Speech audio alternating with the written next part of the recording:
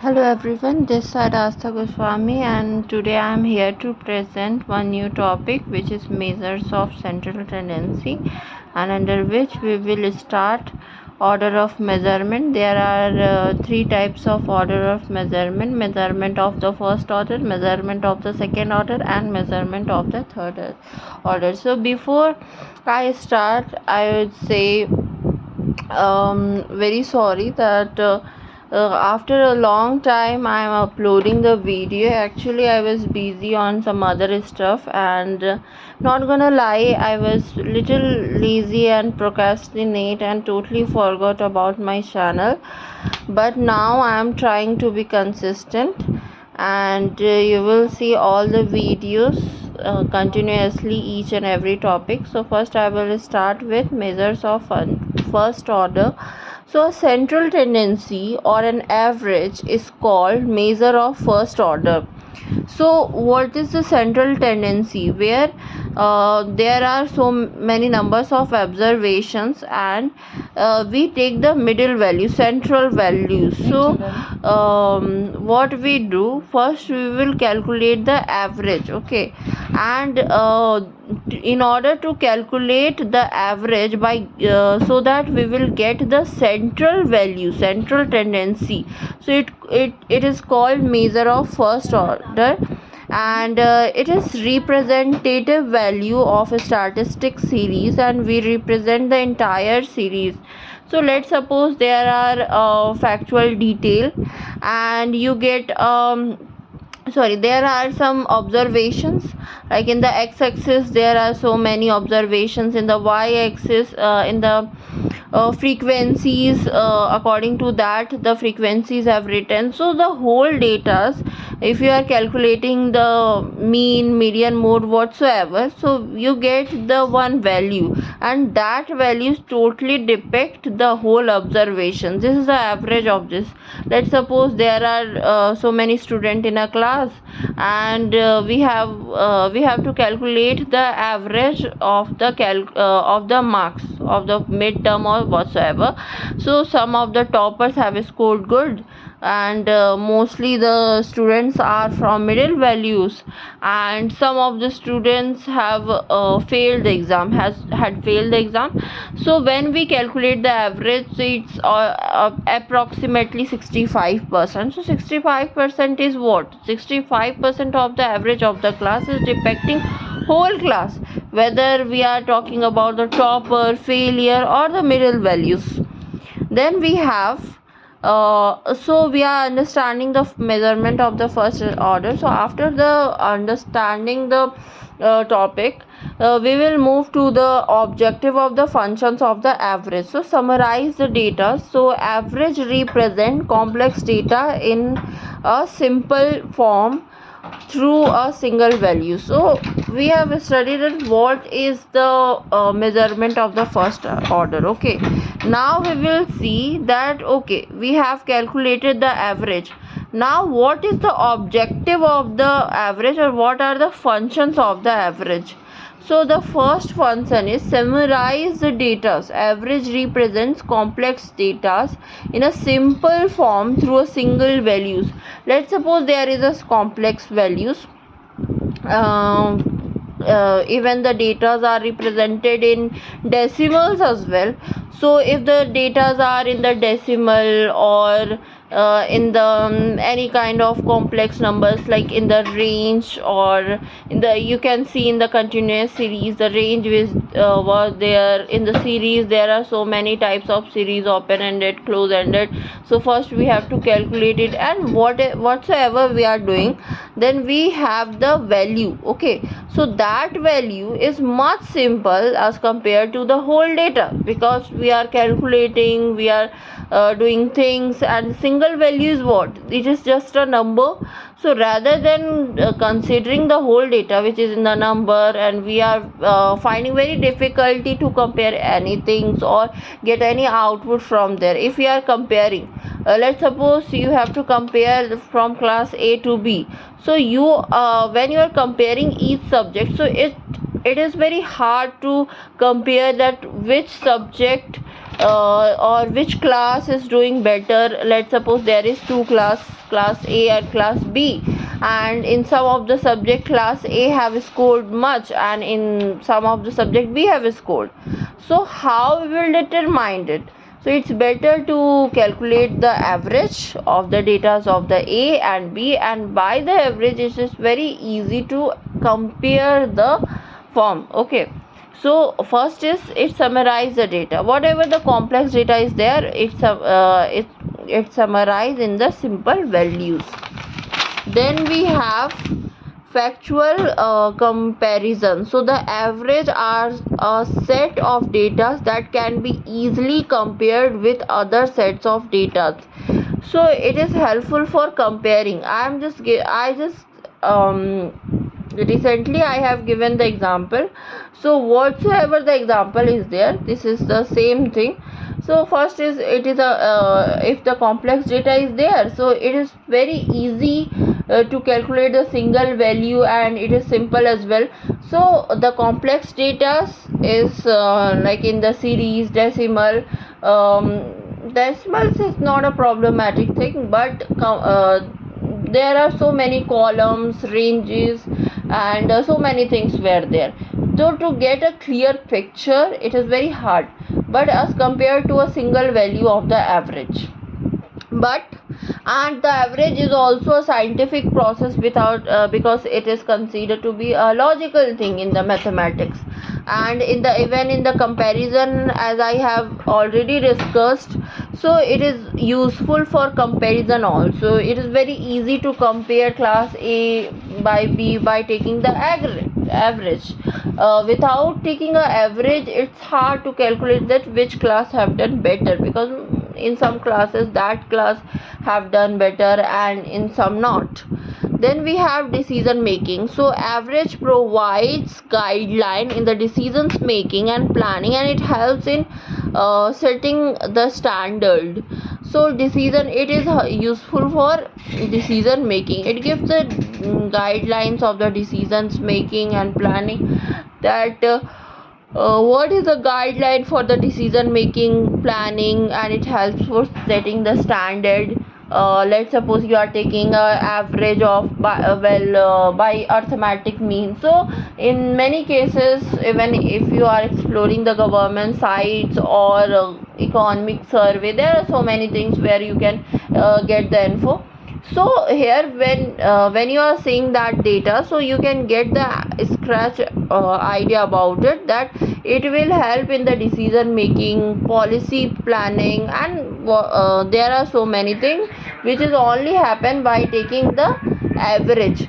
Then we have establishing relationships. So whenever we need to understand or establish the relationship between two or more variable, we use averages.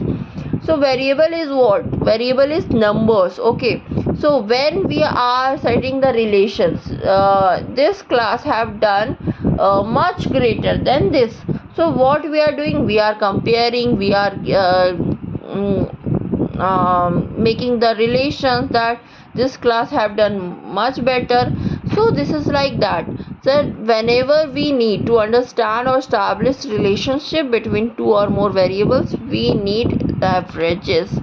Then we have further analysis. Average are basis for further statistical analysis such as dispersions, correlations, and regressions. So when you will study the dispersions, correlations, regressions, then there are so many things which is related to geometric mean, harmonic mean, or not only mean, even medians have also played some role, but majorly mean you can say, because most of the numericals are related to that. So you will study in the further chapter. Then we will move to the characteristic of the good averages. So a good average should progress following features. So now we understand what is the measure of first order. Then we have already idea about that why we are taking the average, what are the objective and the function of the average. Now we are moving to the good average. Once you have collected the average, now how we will understand that this average is good or not. So first is, a good average should progress the following features are rigidly defined. A good average is one which is clearly defined so that there is a one single value derived from the formula. So rigidity defined is, a good average is one which is clearly defined so that there is one single value derived from the formula. So first is that a good average is one which is clearly defined. A single value will come and which is clearly derived, and that depicts the whole formulas and the data. So a rigidity defined is what? A good average is which clearly defined so that it is clearly defined, proper formulas are applied, and there is one single values derived from the formulas. And by putting the formula, let's suppose we are taking the formulas of the mean in the like in the individual series, if we are taking the assumed mean method. So here what we are doing, summation x by n. So what we the formulas is there, and we are just calculating the value by taking the help of the table. And once we have collected the values, what we will do, we will the answer whatever it comes, so it is clearly defined, and by the help of the formula, then easy to understand. So simplicity is the another essential features of a good average. So once the average is derived, a good average, then it should be easy to understand. It is not like it is very hard for the people to understand it, majorly in the geometric mean. It is very complicated. You have to be knowledgeable about the tools, about the measurement. You have to be in that field only. But arithmetic mean is something which will be used by everyone. So there is a easy to understand in which simplicity is the another essential features of the good average. Now the third one is representative. So an average should be based on all the items of the series so that it becomes truly representative. So once you will study the mean, so you will find that it will consider all the observation. It is representative to all the observations because the mechanism is there. In the formula, all the observation is consistent, and the median or mode, the whole scenarios is different, where you are just taking some of the values according to your need. Okay, now we are moving to this is the representative. Now we are not affected by the extreme values. So if when you are seeing comparing the mean, median, mode, so you will observe one thing, that especially in the arithmetic mean, because of taking all the observation, there is a chances where some of the observations value is pretty high as compared to others. So what we will what it affects, it is the extreme value where there is a lack of uniformity in the series. So the average should not affect by the extreme value of the series, and if the very small or very large items affected the average, then it cannot be a good average. So if there is a very small item or very big items were there, and it affects the average, so that means that there is something wrong. Recently I have taken one example of the average of the class. Okay, So there are some students who are toppers, who are district toppers. They have scored very good marks, and there are some students who failed 2 to 3 subjects. So the failed student is what? It is the small values, and the large items were there. It is the topper. So what it happened? The average is the middle value. But if the large value or the small values is affected, if most of the cases are large, so it is obvious that mean should be there. The high value of the mean is there. But if the scenario is different, so it is like that. So not affected by the extreme values. So the average should not be affected by the extreme values of the series if the very small or very large items affected the average, then it is cannot be a good average. Then we will move to the fifth, which is not affected by sampling fluctuations. So a good average should be least affected by the fluctuations of the sampling. So here what we are saying, that a good average should be least affected by fluctuations of sampling. So fluctuation should be not there. It should not be affected by the extreme or the low value. So if it is not affected by the extreme or the low value, so fluctuation should there is a low chances of the fluctuations. And if there is no fluctuations like geometric mean or harmonic mean, it is considered to be a good method of taking a average. Now we are moving to the capable of further statistical analysis. So an average should possess an important mathematical properties, so that it cannot be used for further statistical analysis. It can be used for further. So any average which we will not study from here only, it will apply to further big questions. So if it is able for the further statistical analysis, it is important for the mathematical properties and for the further statistical analysis. So it is true. Mathematical properties, so it should be complicated. It should have mathematical properties where the further statistical analysis could be possible. Now we will move to the types of statistical average. So there are 3 types of statistical average. Mathematical average. So in the mathematical average, we will study from this semester only what is arithmetic average, what is geometric mean, what is arithmetic mean, AM, which is widely used even in the schools and you have already studied. Then we have geometric mean, we will study from now, and harmonic mean, quadratic mean. Okay. Then we will not study the quadratic mean. Yeah. Then we have positional average. So when you will start studying about the median or mode, so mode is only based on the number of observations, so it is based on the frequency. Okay.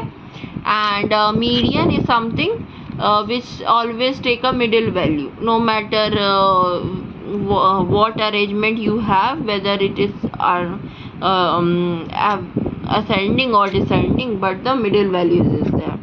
Then we have positional average. In the positional average, we will study from time series maybe. So where moving average, progressive average, composite average, and spectral average. Now we will move to the mathematical average. So it is also called calculated mid values. It determines the average value of the series through arithmetic calculations, and mathematical average are of several types. So first is mathematical average. So it is a mid value, okay, and it is a calculated mid value. So first we will highlight this.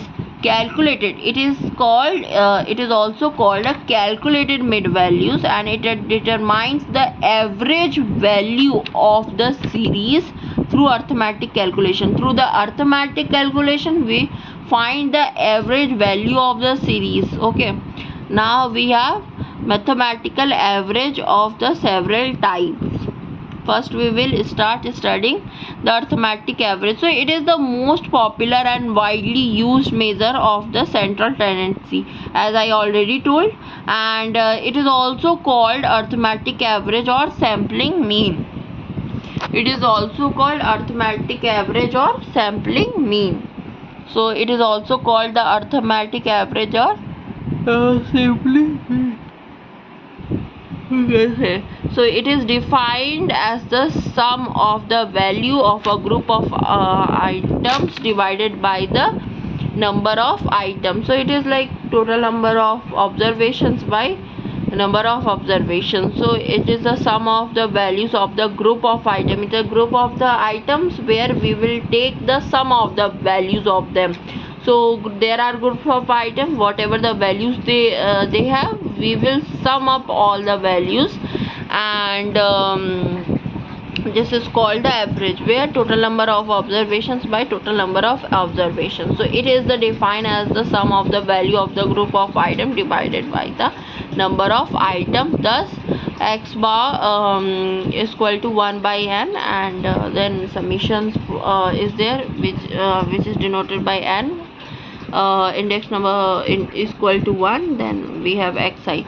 So xi is what? Value of the variable. N is what? Number of observations. Then we will move to the types of arithmetic mean. So there are two types of arithmetic mean: some simple arithmetic mean and weighted arithmetic mean. So in the simple, under the such mean, all the items of the series have given equal importance.